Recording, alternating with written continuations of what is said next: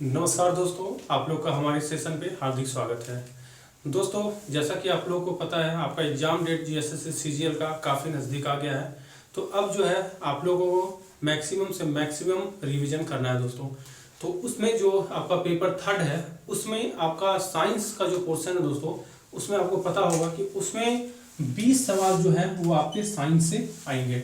और किसी भी एग्जाम में जो है, अगर साइंस का अगर पोर्शन की बात किया जाए तो सबसे अधिक जो क्वेश्चन होता है दोस्तों, वो कहाँ से होता है?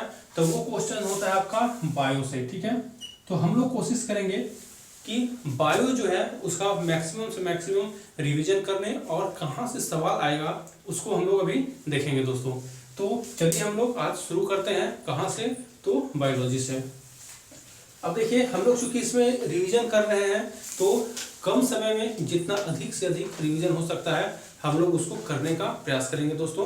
तो आप जो है उसको ध्यान से सुनिएगा और एक कॉपी कलम लेके जो है वो आप बैठिएगा और इसको नोट करते चलिएगा।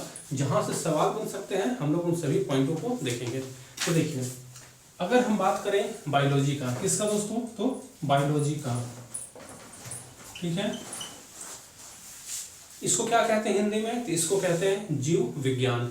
अब अगर हम लोग बायोलॉजी का बात करेंगे तो इसको हम लोग दो भागों में बांटते हैं। एक आपका क्या होता है? तो एक होता है आपका जंतु विज्ञान और एक होता है आपका पादप विज्ञान। एक क्या होता है दोस्तों? तो एक होता है आपका जंतु विज्ञान, ध्यान दीजिएगा, जंतु विज्ञान। क्या एक होता है आपका जंतु विज्ञान और एक होता है आपका कौन सा? तो पादप विज्ञान। पादप विज्ञान, ठीक है। अब इसमें आज जो हम लोग शुरू करेंगे, ये हम लोग शुरू करेंगे किससे? तो जंतु विज्ञान से। अब इसको हम लोग उतना डिटेल्स में नहीं जाएंगे दोस्तों, हम लोग सिर्फ देखते हैं कि इस जंतु विज्ञान में कहाँ से हम लोगों को क्या पढ़ना है। तो देखिए, जब जंतु विज्ञान हम लोग शुरू करेंगे तो इसमें जो सबसे पहला जो पॉइंट आता है, पहला चैप्टर जो आता है वो आता है दोस्तों आपका क्या? तो ये आता है आपका सेल। क्या? तो सेल, यानी इसको कहते हैं क्या? तो कोशिका। तो क्या कहते हैं दोस्तों? तो इसको कहते हैं कोशिका। अब ध्यान दीजिए, ये सेल या कोशिका ये इतना इंपॉर्टेंट चैप्टर है कि अगर बायोलॉजी से अगर आपका सवाल बनाना है तो इससे कम एक सवाल तो जरूर रहेगा। अगर मान के चलिए कि किसी भी एग्जाम में अगर आपका बायो से 2 सवाल भी आना है तो एक सवाल इससे तो जरूर रहना है। तो इसलिए आपको कोशिका जो है वो सही ढंग से पढ़ना होगा और इससे जो सवाल आएगा उसको भी आपको देखते चलना होगा दोस्तों। तो अभी हम लोग जो है वो शुरू करते हैं कौन सा? तो हम लोग शुरू करते हैं कोशिका। ठीक है, चलिए हम लोग आज जो सभी शुरू करेंगे वो हम लोग शुरू करेंगे कोशिका। कोशिका क्या दोस्तों? तो ये है आपका कोशिका। ठीक है, अब देखिए कोशिका होता क्या है आप वो पहले समझिए। तो कोशिका जो होता है वो किसी भी शरीर का, मतलब किसी भी जंतु का या पादप जो हो, ठीक है, या फिर आप जीव जंतु ले लीजिए या पेड़ पौधा ले लीजिए, किसी भी चीज का ये सबसे छोटा कार्यात्मक इकाई होता है। कार्यात्मक इकाई कहने का मतलब क्या है कि ये अपने आप में जो है वो संपूर्ण है। जैसे आप यहाँ एक बार इसको जरा समझेंगे दोस्तों। जैसे हम मान के चलते हैं ये आपका एक कोशिका है। ठीक है, देखिए इसके अंदर माइटोकॉन्ड्रिया पाया जाएगा आपका, इसके अंदर वैक्यूल्स पाया जाएगा, एंडोप्लाज्मिक रेटिकुलम पाया जाएगा। तो ये जो होगा वो कोशिका के अंदर होगा। यानी अगर हम बात करें कि सबसे छोटा जो होता है आपका कौन सा पाया जाता है, तो आपका जो कोशिका के अंदर है वो हो जाएगा। तो इसी कारण हम लोग कोशिका को क्या कहते हैं? सबसे छोटी कार्यात्मक इकाई। इसको सबसे छोटी इकाई हम लोग नहीं कर सकते हैं। ठीक है, तो अब देखिए इससे सबसे पहले सवाल क्या आता है कि इसका खोज किसने किया था? सवाल यहीं से बनना आपका शुरू होगा। ठीक है, तो कोशिका का खोज किसने किया था? ठीक है, सबसे पहले आएगा आपका खोज। ठीक है, तो खोज किसने किया था? तो इसका खोज किया था रॉबर्ट हुक। यानी आप यहाँ याद रखें क्या? तो हुक, यानी रॉबर्ट हुक ने जो है इसका खोज किया था। ठीक है, आप ऐसे याद रखेंगे, खोज इसका कौन किया है? तो खोज हुक किया है। उसके बाद अगर हम बात करें अब देखिए इसमें कभी आपको दे देगा कि जीवित कोशिका का खोज किसने किया था। क्यों? क्योंकि जब इन्होंने इसका खोज किया था कोशिका का, तो इन्होंने मृत कोशिका का खोज किया था। तो इसी कारण बाद में जाके एक जीवित कोशिका का खोज किया गया। वो किसके द्वारा खोजा गया? तो ये आपका खोजा गया था लीवेनहॉक के द्वारा। ठीक है, तो आप यहाँ याद रखेंगे कि अगर आपसे पूछा गया कि जीवित कोशिका का खोज, ठीक है, जीवित कोशिका, ठीक है, जीवित कोशिका, जीवित कोशिका का अगर खोज बात करें दोस्तों तो किसने किया था? तो ये किया गया था पर किसका? तो लीवेनहॉक के द्वारा। आप सिर्फ हॉक याद रखिएगा, ठीक है, यानी हुक हॉक। कैसे याद रखेंगे? हुक हॉक, ठीक है। दोनों किससे संबंधित है? तो दोनों संबंधित है आपका खोज से। हुक हॉक, ठीक है। तो ये आपका खोज हो गया कौन? तो जीवित कोशिका हो गया हॉक, और आपका हो गया मृत कोशिका कौन सा? हुक से। अब ध्यान दीजिए, अब आपके मन में सवाल आएगा कि खोज तो हो गया, अब क्या पूरे दुनिया में जो भी कोशिका पाया जाता है किसी भी चीज का, क्या वो लोग का आकार समान होता है? तो जी नहीं, वो कोशिका जो होता है वो बड़ा छोटा होता है। तो अगर हम बात करें कि सबसे बड़ा कोशिका किसका होता है, यानी किसका? तो बड़ा कोशिका, ठीक है, बड़ा कोशिका। बड़ा कोशिका किसका होता है दोस्तों? तो ये किसका होता है? तो ये होता है आपका किसका? तो ये होता है शुतुरमुर्ग के अंडे का, ठीक है। क्या? शुतुरमुर्ग के अंडे का, ठीक है। किस चीज का? तो शुतुरमुर्ग का अंडा, ठीक है, अंडा। उसके बाद अगर हम बात करें कि सबसे छोटा कोशिका किसका होता है, यानी छोटा कोशिका, छोटा कोशिका, तो छोटा कोशिका किसका होता है? तो ये होता है दोस्तों माइकोप्लाज्मा। क्या? तो माइकोप्लाज्मा क्या होता है दोस्तों? तो ये होता है आपका माइकोप्लाज्मा। सबसे छोटा कोशिका क्या? तो ये हो गया आपका माइकोप्लाज्मा। सबसे बड़ा शुतुरमुर्ग का अंडा। सब खोज कौन किया? हुक। और जीवित कोशिका कौन किया? तो हॉक। अब ध्यान दीजिएगा, अब आपके मन में सवाल आएगा कि हम लोग जो मानव हैं, तो हम लोग यानी मानव में सबसे बड़ी कोशिका कौन है? क्योंकि शुतुरमुर्ग का जो अंडा हो गया ये तो मानव के अंतर्गत आएगा नहीं, तो मानव में जो है सबसे बड़ा कोशिका कौन सा होता है? तो इसको आप जो है वो अलग से आप याद रखेंगे, ध्यान दीजिएगा। मानव का जो सबसे बड़ा कोशिका होता है, यानी ये जो बड़ा है सबसे बड़ा, वो क्या पाया जाता है? तो ये पाया जाता है आपका कौन सा? अंडाणु यानी ओवम, यानी अंडाणु, ठीक है। कौन सा? तो अंडाणु, ओवम। और अगर हम बात करें सबसे छोटा कोशिका कौन सा पाया जाता है, तो छोटा कौन सा होता है? तो छोटा होता है क्या? तो ये होता है स्पर्म यानी शुक्राणु। क्या दोस्तों? तो शुक्राणु होता है, ठीक है, यानी ये सबसे हो गया आपका छोटा।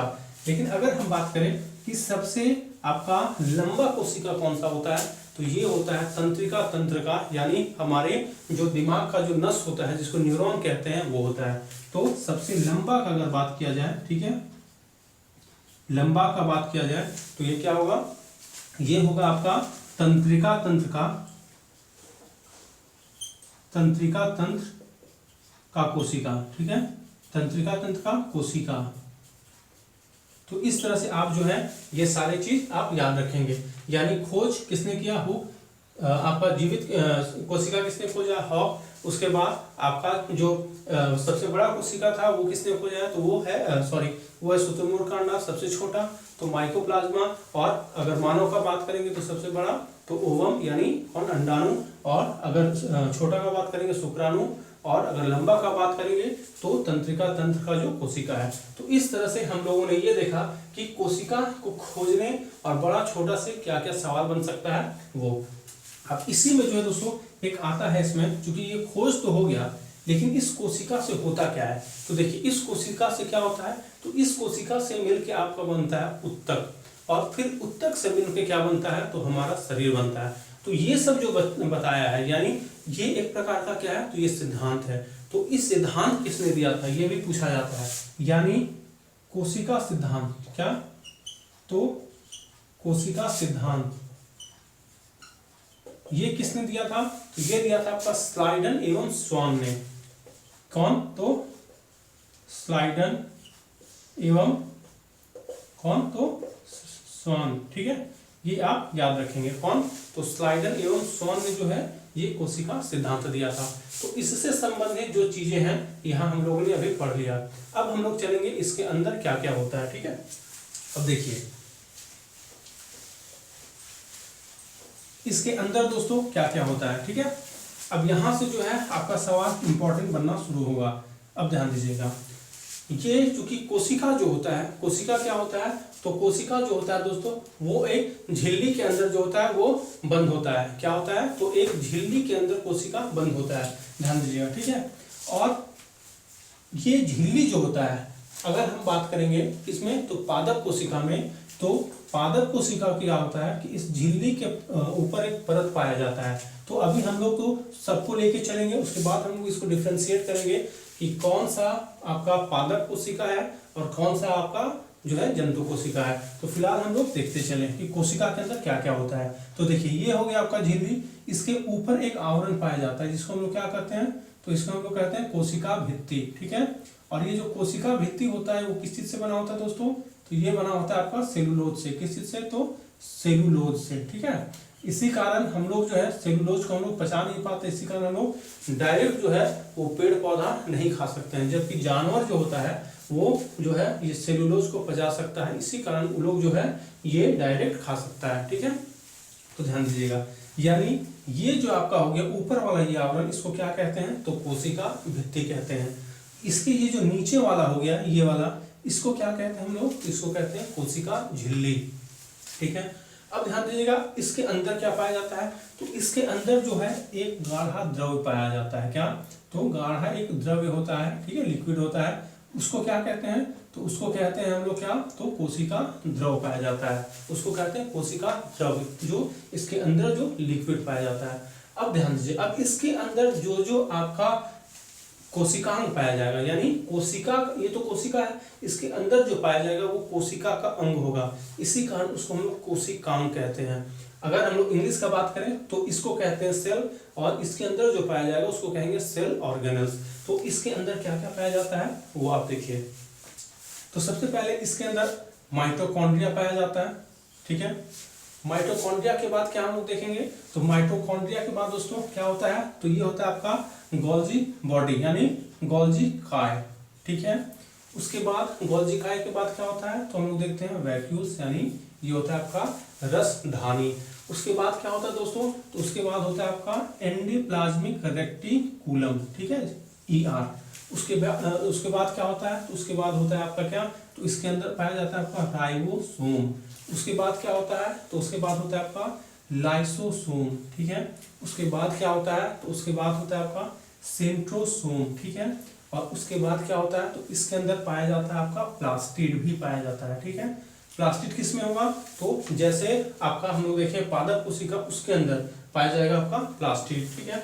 और इसके सेंटर में यानी बीच में क्या होता है, तो बीच में होता है आपका न्यूक्लियस, ठीक है, क्या होता है, केंद्रक। तो इस तरह से जो है ये इसके क्या हो गए, तो ये हो गए कोशिकांग। अब ध्यान दीजिएगा कि अभी हम लोगों ने देखा कि कोशिका के अंदर ये द्रव तो पाया जाता है, लेकिन जो आप ये देख रहे हैं, ये केंद्रक जो देख रहे हैं, इसके अंदर भी एक द्रव्य होता है, इसके अंदर भी क्या होता है, द्रव्य होता है, ठीक है।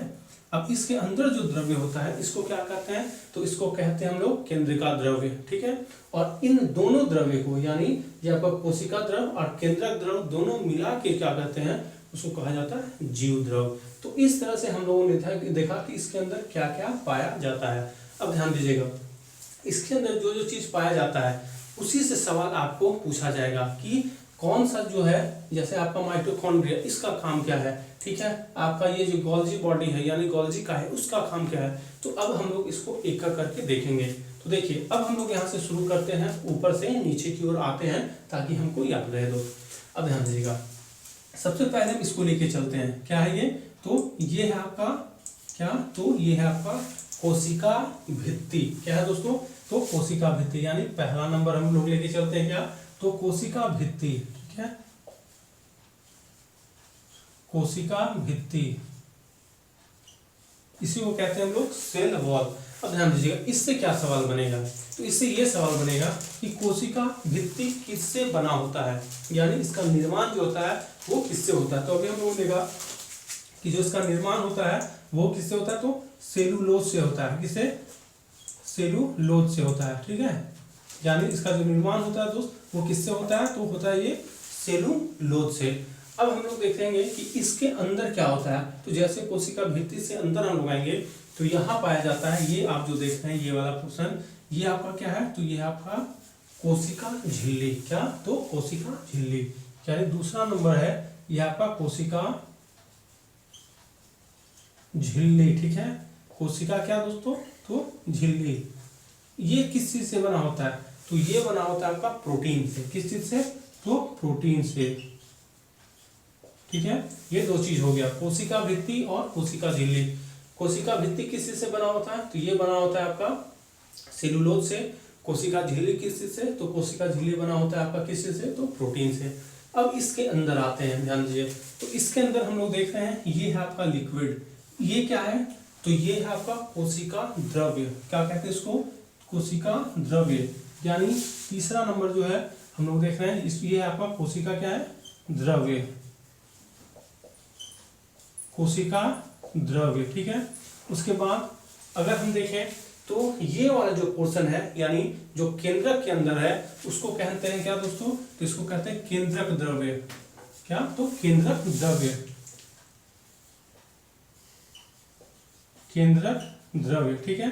तो इस तरह से हम लोग देख रहे हैं कि इसके अंदर ये दो द्रव्य पाया जाता है। लेकिन अगर इन दोनों को मिला दिया जाए, इन दोनों को अगर मिला दिया जाए तो इसी को कहते हैं हम लोग जीव द्रव्य। क्या, तो जीव द्रव्य, ठीक है। अब आप सोचिए कि ये जीव द्रव्य कहते क्यों है, इसके पीछे लॉजिक क्या है, तो ध्यान दीजिएगा। अगर हम किसी भी एक चीज को निकाल दें तब ये कोशिका फिर भी ये जिंदा रहेगा, ठीक है। लेकिन अगर हम इसमें से ये दोनों द्रव्य को, यानी अगर हम कोशिका द्रव्य को पहले निकालेंगे तो ये सब सारे मर जाएंगे, लेकिन फिर भी केंद्रक वाला जो है जिंदा रहेगा। लेकिन अगर हम केंद्रक वाला द्रव्य भी निकाल दें तो ये क्या हो जाएगा, मर जाएगा। इसी कारण इसको कहा जाता है जीव द्रव्य। क्या, तो जीव द्रव्य। क्यों, क्योंकि इसके बिना जीवन पॉसिबल ही नहीं है। क्यों, क्योंकि अगर जीव द्रव्य को हटा दिया जाए तो कोशिका नहीं रहेगा। और हम लोग सब देखें कि कोशिका जो है, कोशिका से ही बन के मिलके जो है सारा चीजों का निर्माण होता है। तो इस तरह से हम लोग देखें कोशिका द्रव्य और केंद्रक द्रव्य को क्या कहा जाता है, तो जीव द्रव्य। अब देखिए ये चीज हम लोग यहाँ देख रहे हैं दोस्तों। अब हम लोग देखते हैं क्या, तो इसके अंदर अब हम लोग जाते हैं, तो यहाँ से हम लोग शुरू करते हैं, कहाँ से, तो माइटोकॉन्ड्रिया से। अब ध्यान दीजिएगा, यहाँ से आपका जो होगा ये काफी इंपॉर्टेंट, ये आपका सेल ऑर्गेनेल्स है, यानी काफी इंपॉर्टेंट ये जो है ये है आपका कोशिकांग, ठीक है। तो इसको देते हैं हम कितना, इसको देते हैं हम 5 नंबर, ठीक है। ये हो गया 5 नंबर। अब ध्यान दीजिएगा इसमें क्या हम लोग देख रहे हैं, तो ये है आपका क्या, तो माइटोकॉन्ड्रिया, ठीक है।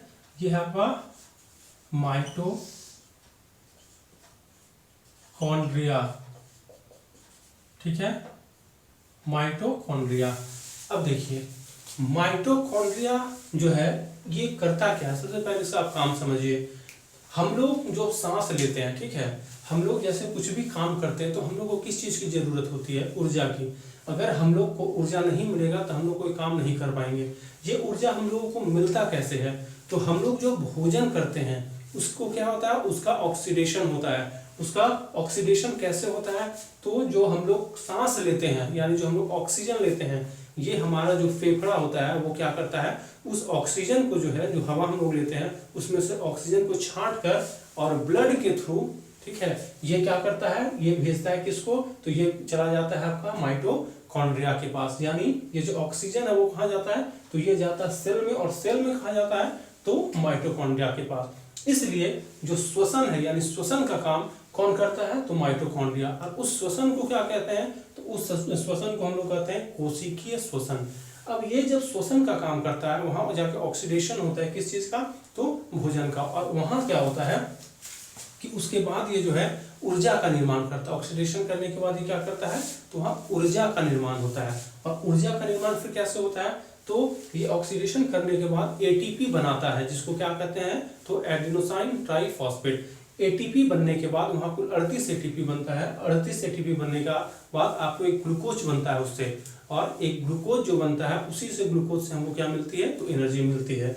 इसका मतलब ये हुआ कि जो एनर्जी बनाने का काम है वो काम किसका है, तो ये है आपका माइटोकॉन्ड्रिया का। इसी कारण इसको किस नामों से जाना जाता है, तो आपका जो सबसे कॉमन नाम है वो होता है आपका पावर हाउस। क्या, तो पावर हाउस के नाम से इसको जाना जाता है। और किस नाम से जाना जाता है, अब ध्यान दीजिएगा, चूंकि ये एटीपी का निर्माण करता है, ठीक है, तो इसी कारण इसको एटीपी मिल भी कहा जाता है। क्या, तो एटीपी मिल। देखिए ये बहुत कॉमन नाम है, अगर आपको ये नाम दे दिया तो ये भी आपको याद रखना होगा, इसको कहा क्या जाता है, तो एटीपी मिल।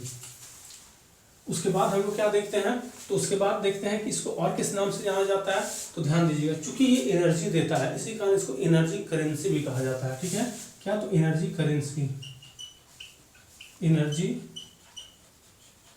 करेंसी यानी कितना हो गया, तो पावर हाउस, एटीपी मिल, एनर्जी करेंसी।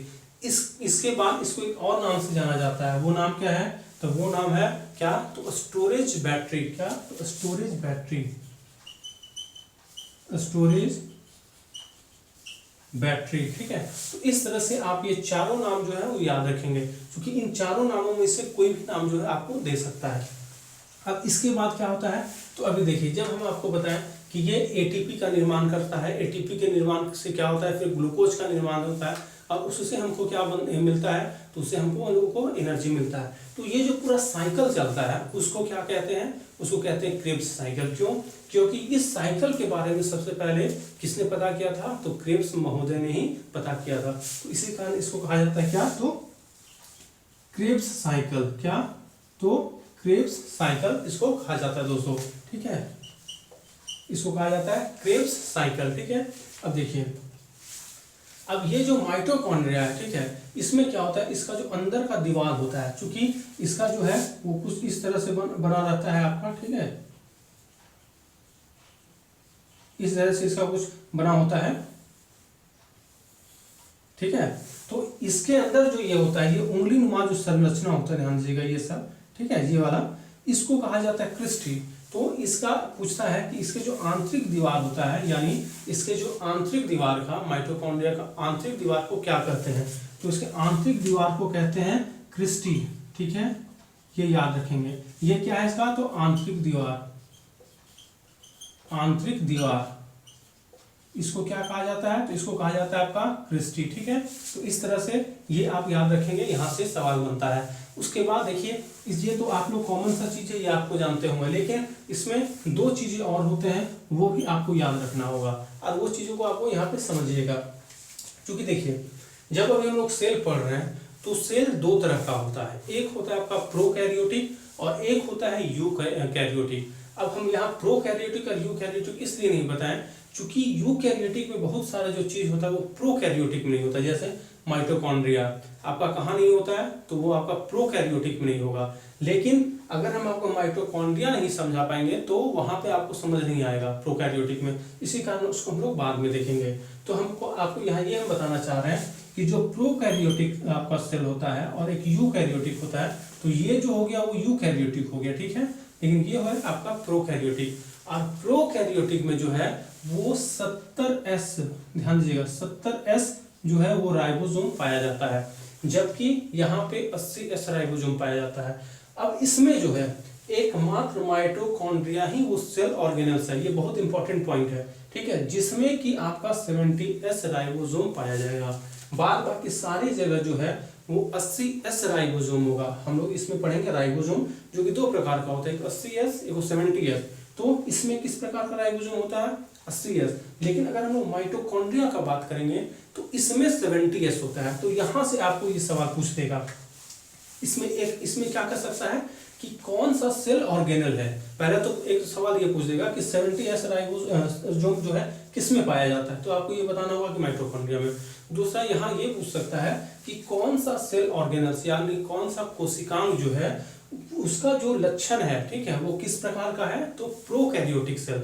अब आपको ध्यान देना होगा कि प्रोकैरियोटिक और ये माइटोकॉन्ड्रिया में जो है क्या कॉमन है, तो इसमें 70S राइबोसोम होता है और माइटोकॉन्ड्रिया में भी 70S होता है। तो इसलिए ये पॉइंट काफी इंपॉर्टेंट हो जाता है, क्या कि इसमें जो होता है वो क्या होता है, तो 70S जो होता है राइबोसोम होता है। ठीक है, क्या, तो 70S राइबोसोम इसमें होता है। इसके अलावा एक और इंपॉर्टेंट पॉइंट है, ध्यान दीजिएगा, ये जो आप देख रहे हैं सेल, इसमें न्यूक्लियस में जो होता है वो डीएनए पाया जाता है और डीएनए के ही अंदर जीन होता है। लेकिन ये एकमात्र ऐसा सेल ऑर्गेनल्स है यानी कोशिकांग है जिसमें कि डीएनए पाया जाता है। और ये डीएनए किस प्रकार का होता है? तो ये होता है सर्कुलर डीएनए यानी गोलाकार डीएनए। तो ये जो है ये क्या होता है? तो ये होता है आपका गोलाकार, क्या? तो गोलाकार डीएनए। इस तरह से ये जो है ये काफी इंपॉर्टेंट है, ठीक है, ये आप याद रखेंगे, ये काफी इंपॉर्टेंट पॉइंट है क्योंकि सारे लोगों को तो ये पता रहता है लेकिन ये पता नहीं रहता है। और जैसा कि हम जानते हैं कि झारखंड का कोई भी एग्जाम हो उसमें साइंस का जो लेवल होता है वो बहुत हाई फाई होता है और एग्जामों की तुलना में आपको पता भी नहीं चलेगा, लगेगा ही नहीं कि ये क्वेश्चन हम कभी पढ़े थे। तो इस तरह से आप ये दोनों याद रखेंगे। क्या क्या? तो एक तो 70S राइबोसोम इसमें पाया जाता है और एक होता है आपका कौन सा? तो गोलाकार डीएनए इसमें पाया जाता है। ऐसा सिर्फ दो है, हम लोग आगे जाके पढ़ेंगे इसमें, जैसे इसमें प्लास्टिड में कि इसमें जो आपका कौन सा? तो जो क्लोरोप्लास्ट होता है उसमें भी सेम गुण है ये वाला, ठीक है। इसी कारण इसको हम लोग सेमी ऑटोनोमस भी कहते हैं, ठीक है, तो सेमी ऑटोनोमस भी कहते हैं। इस तरह से ये आपका माइटोकॉन्ड्रिया से ये संबंधित पॉइंट हो गया। तो मुझे उम्मीद है कि आपको जो है ये माइटोकॉन्ड्रिया से संबंधित जो जो पॉइंट है वो आपको याद हो गया होगा। आप जो है इसका स्क्रीनशॉट लेके रख सकते हैं या इसको नोट करके रख सकते हैं। अब हम लोग जो दूसरा अगला इसमें जो देखेंगे दोस्तों वो कौन सा है? तो देखिए ये है आपका गोल्जी बॉडी। कौन सा? तो ये है आपका कौन सा? तो ये है आपका गोल्जी बॉडी। इसको हम देते हैं 6 नंबर, ठीक है, यानी ये है आपका 6 नंबर, ठीक है। इसको क्या कहते हैं? तो Golgi body, Golgi body. Hindi में क्या कहते हैं? तो गोल्जी काय। क्या कहते हैं इसको? गोल्जी काय। अब ध्यान दीजिएगा, जब भी आप इसको याद रखें आप जस्ट माइटोकॉन्ड्रिया के बाद ही इसको याद रखेंगे। क्यों? क्योंकि इसका जो काम है वो माइटोकॉन्ड्रिया से संबंधित है। क्या काम है इसका? तो देखिए माइटोकॉन्ड्रिया का क्या काम था? तो इसका काम था आपका क्या? ऊर्जा बनाना, ठीक है, यानी इसका काम है ऊर्जा बनाना। अब ऊर्जा ये तो बना तो लिया, लेकिन ये जो ऊर्जा देना है वो किसको देना है? यानी इसका काम क्या है? तो इसका काम है आपका क्या? तो ऊर्जा को क्या? तो स्थानांतरित करने का। यानी इसका जो काम है वो क्या है? तो ऊर्जा को ट्रांसपोर्ट करने का। यानी ये जो हो गया आपका क्या हो गया? तो ऊर्जा परिवहन का काम इसका। ये क्या है? तो ऊर्जा परिवहन का काम किसका है? तो गोल्जी बॉडी का। अब एक चीज ध्यान दीजिएगा, ये इसमें बहुत इंपॉर्टेंट पॉइंट है क्योंकि ये सब जगह आपको मिलेगा नहीं। ये जो इसमें लाइसोसोम जो होता है, लाइसोसोम का जो निर्माण होता है वो कहाँ पे होता है? तो गोल्जी बॉडी में होता है। ये आप याद रखेंगे। यानी ये किस चीज का निर्माण स्थल है? तो ये आपका लाइसोसोम का निर्माण स्थल है। किसका? लाइसोसोम का निर्माण स्थल। यहाँ लाइसोसोम का क्या होता है? निर्माण होता है। तो ये तो सब कोई जानता है लेकिन आप ये जरूर याद रखिएगा कि ये जो स्थल है कौन सा? गोल्जी काय, यहाँ पे किस चीज का निर्माण होता है? तो यहाँ पे होता है आपका लाइसोसोम का निर्माण होता है, ठीक है। अब ध्यान दीजिएगा, अब है 7वां। कौन सा? तो ये है आपका कौन सा दोस्तों? तो ये है आपका वैक्यूल्स। इसको क्या कहते हैं? इसको कहते हैं वैक्यूल्स। ये है आपका रसधानी, ठीक है। अब देखिए इसमें क्या होता है? तो इसमें पानी स्टोर होता है। क्या? तो पानी। अब आप सोचिएगा कि पानी का जरूरत हम लोग को ज्यादा है कि पेड़ पौधों को? तो जरूरत तो हम लोग दोनों को है, लेकिन हम लोग जो है अपने जरूरत के अनुसार पानी क्या कर सकते हैं? ले सकते हैं। जब हम लोग को प्यास लगेगा हम लोग पी सकते हैं, लेकिन ये सुविधा क्या है? पेड़ पौधों के साथ नहीं है। इस कारण ये जो वैक्यूल्स होता है यानी ये जो रसधानी होता है, ये पेड़ पौधे यानी पादप कोशिका में जो है ये बहुत मतलब 80 से 90% में ये होता है, ठीक है। तो और इसमें जो होता है वहाँ पे एक तो पानी होता है प्लस जो प्लांट यानी पौधों के द्वारा जो अवशिष्ट पदार्थ होता है यानी वेस्ट मटेरियल होता है उसको ये संग्रहित करता है। तो ये हम लोग क्या देखें? तो ये दोस्तों ये हम लोग देख रहे हैं वैक्यूल्स। क्या? तो वैक्यूल्स, इसी को कहते हैं हम लोग रसधानी। क्या कहा जाता है इसको? तो इसको कहा जाता है रसधानी। इसमें क्या होता है? तो इसमें वाटर स्टोर होता है यानी पानी स्टोर होता है, ठीक है, वाटर इसमें स्टोर होता है, प्लस इसमें वेस्ट मटेरियल भी, वेस्ट मटेरियल जो कि प्लांट में होता है वो भी यहाँ पे क्या होता है, तो ये भी इसमें स्टोर होता है। तो इस तरह से आप इसको याद रख सकते हैं। अब इसमें आप एक चीज और याद रख सकते हैं दोस्तों कि इसमें मोनोप्लास्ट होता है। क्या? तो मोनोप्लास्ट, ठीक है, यहां से भी सवाल बनता है, यानी वैक्यूल्स में क्या होता है, तो मोनोप्लास्ट भी होता है। तो इस तरह से हम लोगों ने गोल्जी बॉडी देख लिया, वैक्यूल्स देख लिया। अब हम लोग देखते हैं एंडोप्लाज्मिक रेटिकुलम, ठीक है।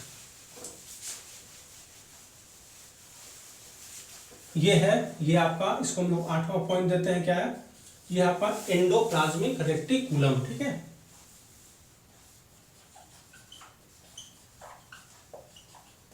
रेटिकुलम,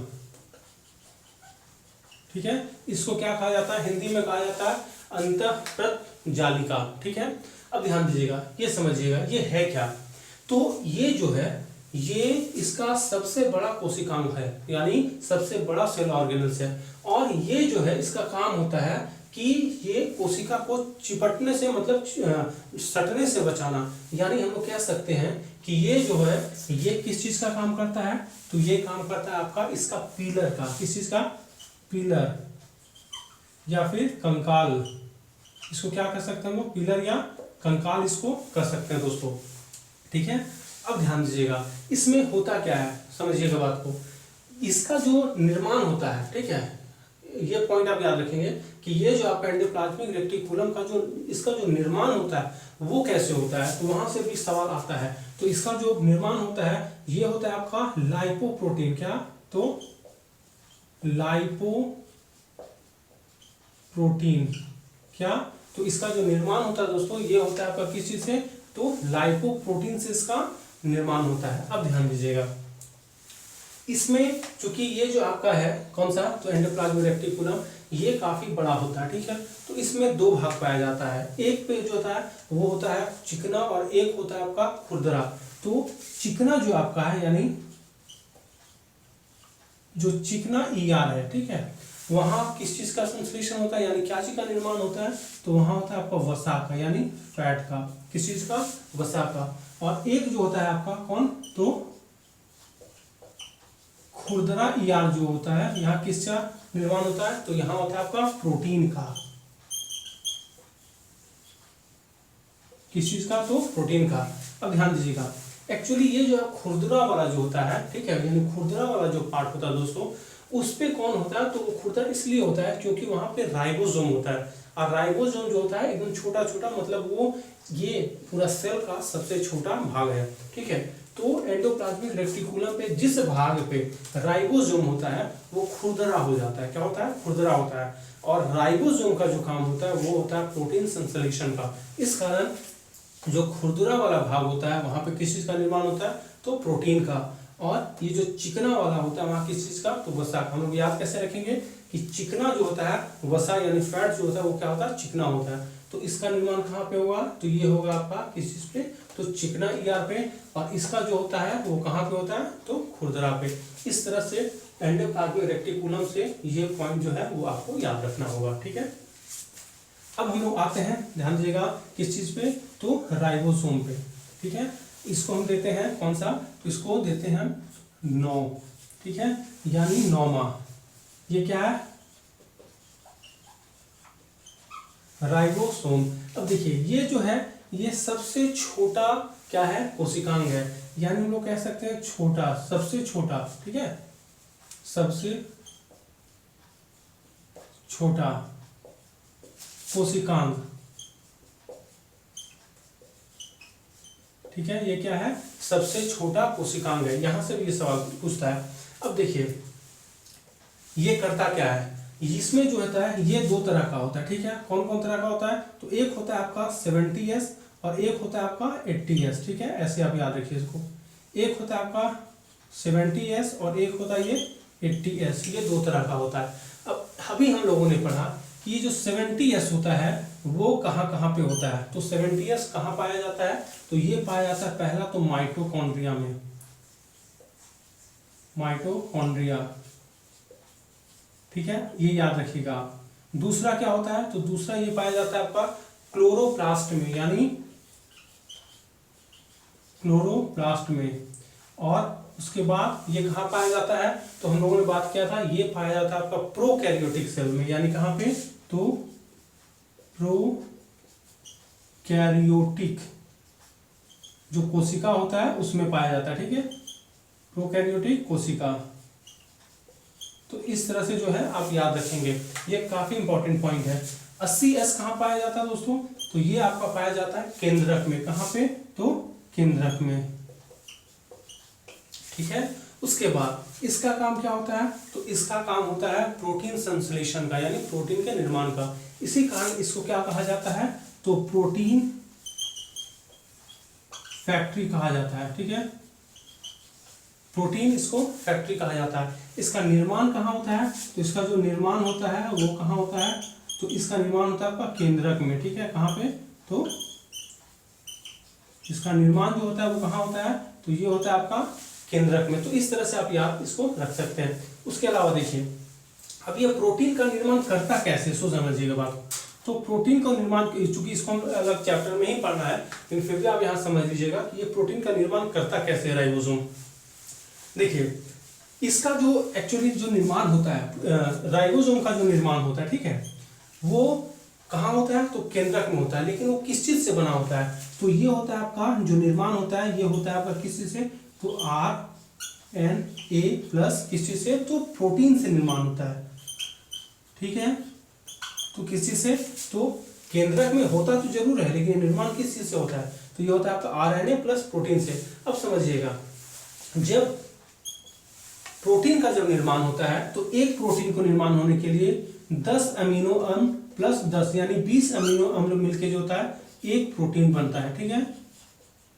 क्या, तो जब प्रोटीन का जब निर्माण होता है तो उसके लिए हमको कितने का चाहिए, 20 अमीनो अम्ल की हम लोग को जरूरत होती है। अब ये जो 10 अमीनो अम्ल है वो तो हम लोग के शरीर में होता है, लेकिन ये जो 10 अमीनो अम्ल है इसकी जरूरत हम लोग को होती है, और वो मिलेगी कहाँ से, तो हम लोग जो खाना खाते हैं उससे हम लोग को ये मिलता है। अब देखिए, जब ये अमीनो अम्ल आता है, ठीक है, जब हम लोग खाना खाते हैं तो इस अमीनो अम्ल यहाँ आएगा कैसे, चूंकि ये राइबोसोम को इसको यहाँ पे लाना पड़ेगा, और इसमें आता है आपका, चूंकि RNA से इसका निर्माण होता है, यानी ये खुद एक प्रकार का क्या है, RNA है। अब देखिए, हम लोग जब आगे पढ़ेंगे तो उसमें लोग पढ़ेंगे कि RNA 3 प्रकार का होता है। कौन कौन, तो एक होता है आपका मैसेंजर, मैसेंजर मतलब जो मैसेज पहुंचाता है। एक होता है आपका ट्रांसफर RNA, यानी जो कुछ लेके आता है, ठीक है। और एक होता है आपका ये राइबोसोम RNA, इसको राइबोसोम RNA भी कहते हैं। इसका काम होता है बनाना। तो जैसे हम लोग खाना खाते हैं तो जो मैसेंजर RNA होता है वो लाके बोलता है ट्रांसफर RNA को, क्या बोलता है कि देखो वो जो 10 एमिनो अम्ल है वो आ गया है। ट्रांसफर RNA क्या करता है, उसको जाता है और वहां से 10 एमिनो अम्ल को ले आके वो किसको देता है, तो वो आपको देता है किसको, तो ये लाके देता है इसको राइबोसोम RNA को, और 10 ऑलरेडी इसके पास होता है, और इस 20 को मिला के वो क्या करता है, तो प्रोटीन बना देता है, ठीक है। तो इस तरह से हम लोगों ने देखा कि राइबोसोम जो है उसका काम क्या क्या है, क्या क्या है। सबसे छोटा कोशिकांग है, 2 प्रकार का होता है, 70S 80S। माइटोकॉन्ड्रिया में, क्लोरोप्लास्ट में, प्रोकैरियोटिक में 70S पाया जाता है, केंद्रक में 80S पाया जाता है। ये इसको प्रोटीन फैक्ट्री भी कहते हैं, क्यों, क्योंकि ये प्रोटीन का संश्लेषण करता है। उसके बाद हम लोग देखें इसका निर्माण कहाँ होता है, तो केंद्रक में होता है। उसके बाद RNA निर्माण होता कैसे है, तो ये RNA प्लस प्रोटीन से होता है। तो इस तरह से हम लोगों ने राइबोसोम के बारे में देख लिया। अब हम लोग देखते हैं लाइसोसोम। कौन सा, तो लाइसोसोम। देखिए, ये है आपका लाइसोसोम, ठीक है, यानी ये आपका हो गया लाइसोसोम। अब ध्यान दीजिएगा, एक्चुअली इसमें क्या होता है ना, इसमें इसका काम होता है, ठीक है, कि जो चीज मर गया हो उसको खत्म कर देना, या यानी इस जो है इसके अंदर एक आपका एंजाइम होता है। कौन सा एंजाइम होता है, तो इसमें होता है हाइड्रोलाइटिक एंजाइम। क्या, तो हाइड्रो एंजाइम, ठीक है। ये क्या होता है, इसके अंदर होता है आपका हाइड्रोलाइटिक एंजाइम, इसके अंदर पाया जाता है, ठीक है। और ये जो होता है लगभग 40 से 42 प्रकार का हाइड्रोलाइटिक एंजाइम इसके अंदर पाया जाता है। इसका काम क्या रहता है कि जो भी चीज खराब हो गया है उस पर ये हाइड्रोलाइटिक एंजाइम जो है थोड़ा सा छिड़क देता है, और उससे क्या होता है, वो चीज खत्म हो जाता है। कभी कभी क्या होता है कि ये सेल अगर किसी चीज से दब गया है तो ये खुद ब खुद क्या होता है, फट जाता है। और जब ये खुद ब खुद फटेगा तो पूरा सेल को ही कहा जाता है तो ये खत्म कर देता है। इसी कारण इसको जो है क्या कहा जाता है, तो इसको कहा जाता है आत्महत्या की थैली। क्या, तो आत्महत्या की थैली, आत्महत्या की थैली। और इसको और क्या कहा जाता है, तो इसको कहा जाता है पाचन थैली भी कहा जाता है। क्या, तो पाचन थैली, ठीक है। इसको दो नाम से पुकारा जाता है। क्या, एक तो इसको आत्महत्या की थैली कहा जाता है और एक कहा जाता है पाचन थैली। अब हम लोगों ने देखा था कि इसका जो निर्माण स्थल था वो कहाँ था, तो इसका जो निर्माण स्थल था वो कहाँ था, तो गोल्जी बॉडी, यानी इसका जो निर्माण होता है वो कहाँ होता है, तो ये होता है आपका कहाँ पे, तो गोल्जी बॉडी, ठीक है। ये आप याद रखेंगे, यहाँ से हो सकता है कि आपसे सवाल पूछ लिया जाए। तो इस तरह से हम लोग देखें कि लाइसोसोम जो है इसका काम क्या होता है, ठीक है। अब हम लोग देखते हैं सेंट्रोसोम, कौन सा, तो सेंट्रोसोम, ठीक है। ये आपका, ये हो गया आपका सेंट्रोसोम, इसको हम लोग 10 देते हैं, ठीक है। ये हो गया आपका सेंट्रोसोम,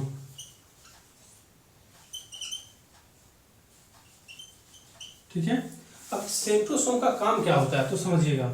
चूंकि कोशिका जो विभाजित होता है, यानी जैसे आपका कट फट गया, चोट लग गया, तो वहां क्या होता है, कुछ दिन के बाद जो है कोशिका का फिर से क्या होता है दोस्तों, तो विभाजन होता है, ठीक है। जब कोशिका का वहां पे विभाजन होगा तो उसको क्या कहेंगे, तो उसको हम लोग, वो करता कौन है, तो वो करता है आपका क्या, तो सेंट्रोसोम। अब यहाँ विभाजन करने का मतलब ये नहीं कि इसी को काट देता है, यहाँ विभाजन करने का मतलब है कि इसी प्रकार का जो है फिर से एक कोशिका बनता है। तो सेंट्रोसोम का क्या हो गया, तो ये हो गया आपका कोशिका विभाजन। क्या, कोशिका विभाजन, ठीक है। इसका काम क्या है, तो कोशिका विभाजन का इसका काम है, ठीक है। इस तरह से अब हम लोग क्या देखते हैं, तो इसके बाद हम लोग देखते हैं प्लास्टिड। क्या, तो प्लास्टिड, ये है आपका 11वां नंबर, ठीक है। ध्यान दीजिएगा, ये हो गया आपका प्लास्टिड, ठीक है। इसको क्या कहते हैं, तो इसको कहा जाता है लवक। क्या, तो इसको कहा जाता है लवक। अब ध्यान दीजिएगा, ये जो लवक होता है वो 3 तरह का होता है। कितना तरह का, तो 3 तरह का। पहला क्या होता है, तो पहला होता है आपका क्लोरोप्लास्ट। क्या,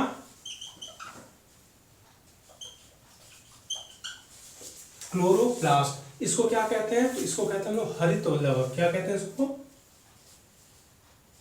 हरित लवक। अब ध्यान दीजिएगा, इसको कहते हैं वो हरित लवक, ठीक है। इसमें क्या होता है, एक्चुअली इसमें पाया जाता है आपका क्लोरोफिल। इसमें क्या पाया जाता है, तो इसमें पाया जाता है आपका क्लोरोफिल, इसमें पाया जाता है। किसमें, इसमें क्लोरोप्लास्ट में।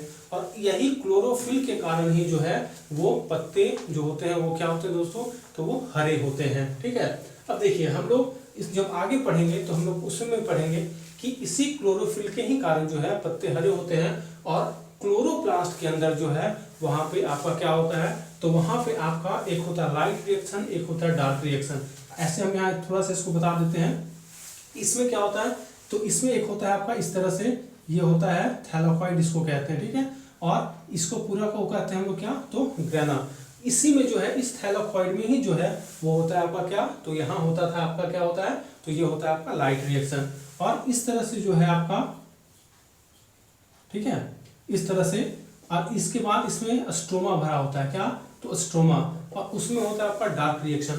और दोस्तों यहीं पे आपका पाया जाता है 70S राइबोसोम, ठीक है। और इसी में पाया जाता है आपका सर्कुलर डीएनए भी। तो इस कारण ये यहाँ पे इंपॉर्टेंट हो जाता है। यानी क्लोरोप्लास्ट में क्या क्या पाया जाएगा वो आप यहीं पे लिख लीजिए। तो यहाँ पे क्या, इसके अंदर क्या पाया जाता है, तो इसके अंदर तो सबसे पहले पाया जाता है एक 70S राइबोसोम, ठीक है। ये काफी इंपॉर्टेंट पॉइंट है। और उसके बाद इसके अंदर क्या होता है, तो इसके अंदर होता है आपका सर्कुलर डीएनए, सर्कुलर डीएनए। यानी ये क्या हो गया, तो ये हो गया आपका गोलाकार, ठीक है, क्या, तो डीएनए। तो इस तरह से जो है ये हम लोगों को देखें कि ये क्लोरोप्लास्ट का क्या काम होता है। अब इसी के अंदर आपका आता है दूसरा जो होता है दोस्तों, ये क्या होता है, तो ये होता है आपका क्रोमोप्लास्ट। क्या? क्रोमो, इसको कहते हैं क्रोमोप्लास्ट, और इसको कहते हैं वर्णी लवक। क्या? वर्णी लवक। ठीक है।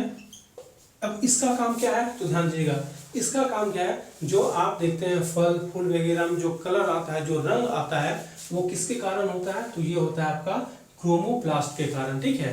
तो ये हो गया आपका क्रोमोप्लास्ट, यानी ये हो गया वर्णी लवक। जितना भी रंग वगैरह आप देखते हैं वो इसके कारण आता है। और तीसरा जो होता है दोस्तों, ये क्या है, तो ये है आपका ल्यूकोप्लास्ट। ल्यूकोप्लास्ट। ठीक है। इसको क्या कहते हैं, तो इसको कहते हैं अवर्णी लवक। अवर्णी लवक इसको कहा जाता है। ठीक है। अब ध्यान दीजिएगा, इसमें क्या क्या सवाल पूछेगा, तो ये जो होता है, ठीक है। अब देखिए एक चीज इसमें आप एक और याद रखिएगा, ये हरित लवक का काम है क्या, तो भोजन निर्माण का। क्या? तो ये है आपका भोजन निर्माण। ठीक है। ये है आपका भोजन निर्माण करता है। ठीक है। ये जो होता है, ये क्या देता है, ये रंग प्रदान करता है। ठीक है। रंग, ऐसे याद रखिएगा, ये रंग प्रदान करता है। और ये क्या रहता है, तो ये भोजन को स्टोर करता है, यानी ये भोजन को संग्रहित करता है। क्या? भोजन को संग्रह करता है ये। ठीक है। तो इस तरह से आप याद रखेंगे। अब ध्यान दीजिएगा, भोजन संग्रहित कहाँ होता है, जैसे हम लोग गेहूं खाते हैं, तो हम लोग कहाँ से खाते हैं, तो वो गेहूं का दाना जो होता है उससे वो हम लोग निकाल के खाते हैं। इसका मतलब जो भोजन स्टोर हुआ वो वहां पे हुआ। अब ध्यान दीजिएगा, ये उसी प्रकार जैसे हम लोग सरसों का तेल निकालेंगे तो उस सरसों के दाना में होता है, यानी वो सब क्या हो गया, तो वो सब आपका ल्यूकोप्लास्ट हो गया। तो ये स्टोर कहाँ होता है, तो ये आपका जड़ में स्टोर होता है, दाना में स्टोर होता है। उसी तरह ये कहाँ होता था, जैसे आपका क्लोरोप्लास्ट कहाँ स्टोर होगा, तो ये पत्तियों में या फिर तना में, चूंकि जब पत्तियां गिर जाती हैं तो तना से ही जो है वो क्या करता है, भोजन का निर्माण करता है। अब इसमें देखिए, इसमें एक होता है दोस्तों, इसमें एक होता है आपका अमाइलोप्लास्ट। ठीक है। क्या? तो अमाइलोप्लास्ट, ध्यान दीजिएगा, ये जो अमाइलोप्लास्ट है ये किस चीज को स्टोर करता है, ये तो स्टोर करता है आपका स्टार्च। ठीक है। उसके बाद इसमें एक आता है आपका क्या, तो इसमें आता है ओलियोप्लास्ट। क्या? ओलियोप्लास्ट, ये क्या करता है दोस्तों, तो ये ऑयल करता है। और एक आता है क्या, तो प्रोटियोप्लास्ट। क्या? प्रोटियोप्लास्ट। ठीक है। ये क्या करता है, ये क्या स्टोर करेगा, तो ये आपका प्रोटीन स्टोर करेगा। क्या? तो प्रोटीन। ठीक है। यानी यहाँ पे तीन चीज, अमाइलोप्लास्ट, ओलियोप्लास्ट और प्रोटियोप्लास्ट, ये आप तीनों याद रखेंगे। ये किसका पार्ट है, तो ये आपका ल्यूकोप्लास्ट का पार्ट है। अमाइलोप्लास्ट क्या करेगा, ये स्टार्च। ठीक है। ये ओलियोप्लास्ट क्या करेगा, ये आपका ऑयल स्टोर करेगा। और प्रोटियोप्लास्ट क्या है, तो ये प्रोटीन स्टोर करेगा। इस तरह से ये प्लास्टिड में कितने हो गए, तीन, क्लोरोप्लास्ट, क्रोमोप्लास्ट, ल्यूकोप्लास्ट। क्लोरोप्लास्ट यहाँ से भोजन का निर्माण होगा, क्रोमोप्लास्ट यहाँ से रंग प्रदान करेगा, और ल्यूकोप्लास्ट भोजन संग्रह करेगा। उसमें कौन सा, तो अमाइलोप्लास्ट, ओलियोप्लास्ट और प्रोटियोप्लास्ट। तो इस तरह से हम लोग देख लिए कि ये प्लास्टिड के अंदर क्या क्या है। अब इसमें क्या बचता है दोस्तों, तो अब इसमें बचता है कौन सा, तो केंद्रक, यानी न्यूक्लियस। ठीक है।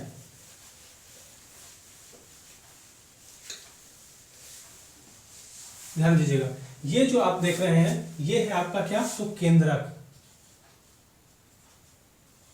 अब समझिए बात को, इस केंद्रक का जो काम होता है, ये काम होता है कंट्रोलर का। यानी ये क्या करता है, तो ये सारे को क्या करता है,